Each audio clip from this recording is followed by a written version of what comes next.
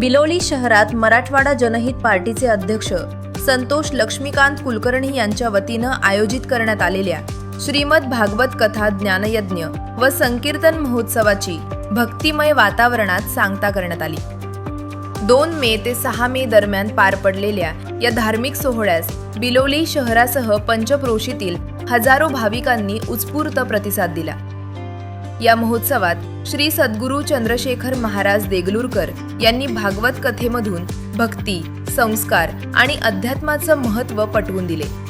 तसेच विविध कीर्तनकारांच्या कीर्तनांनी परिसर भक्तिरसात न्हाऊन निघाला।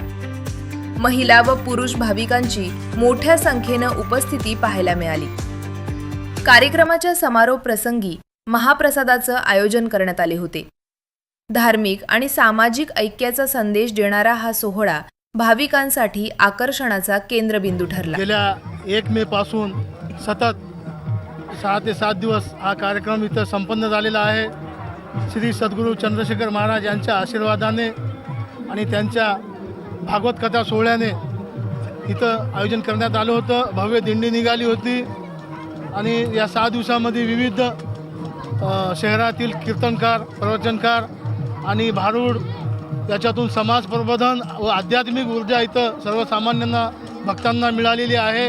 आज इथं सांगता होत आहे, कालाचा कीर्तन चालू आहे आणि इथं भव्य दिव्य असं आज सांगता करण्यात आलेली आहे।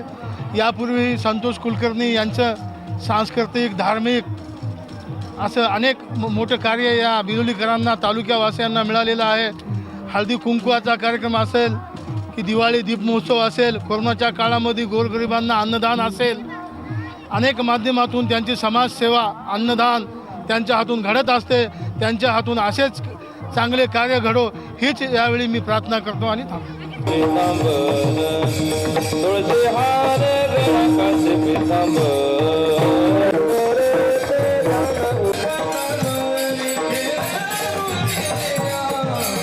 तुळशी